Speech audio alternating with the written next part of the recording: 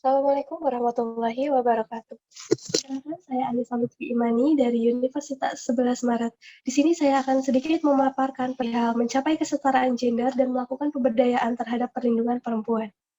Istilah kesetaraan gender adalah istilah yang banyak diucapkan oleh para aktivis sosial, kaum feminis, politikus, bahkan oleh para pejabat negara.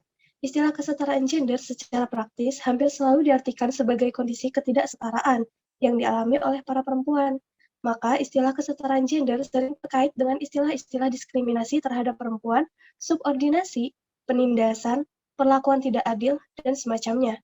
Dengan kata lain, kesetaraan gender juga berarti adanya kesamaan kondisi bagi laki-laki maupun perempuan untuk memperoleh kesempatan serta hak-haknya sebagai manusia, agar mampu berperan dan berpartisipasi dalam kegiatan politik, hukum, ekonomi, sosial budaya, pendidikan, dan pertahanan, serta keamanan nasional, serta kesamaan dalam menikmati hasil pembangunan tersebut.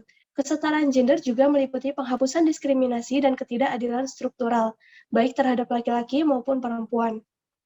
Oleh karena itu, banyak bermunculan program atau kegiatan terutama yang dilakukan oleh beberapa LSM untuk memperbaiki kondisi perempuan yang biasanya berupa pelatihan tentang isu-isu gender, pembangkitan kesadaran perempuan, dan pemberdayaan perempuan dalam segi kehidupan ekonomi, sosial, dan politik. Pemerintah pun juga ikut tidak tinggal diam di dalam melakukan pencapaian hasil dari kesetaraan gender ini.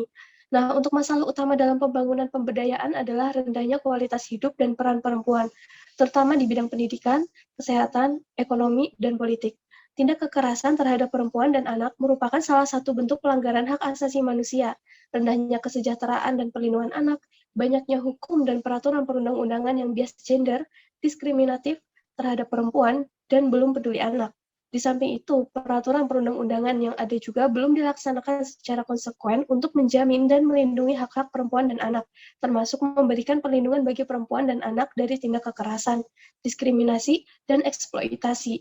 Dengan adanya kondisi yang bersifat kultural terkait dengan nilai-nilai budaya, patriarkal, dan sekaligus bersifat struktural atau yang dimapankan oleh tatanan sosial politik yang ada, maka diperlukan tindakan pemihakan yang jelas dan nyata guna mengurangi kesenjangan gender di berbagai bidang pembangunan.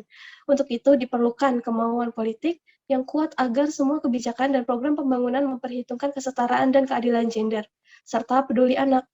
Prioritas dan arah kebijakan pembangunan yang akan dilakukan antara lain, yang pertama, meningkatkan keterlibatan perempuan dalam proses politik dan jabatan publik, meningkatkan taraf pendidikan dan layanan kesehatan, serta bidang pembangunan lainnya untuk mempertinggi kualitas hidup dan sumber daya kaum perempuan, dan meningkatkan kampanye anti kekerasan terhadap perempuan dan anak.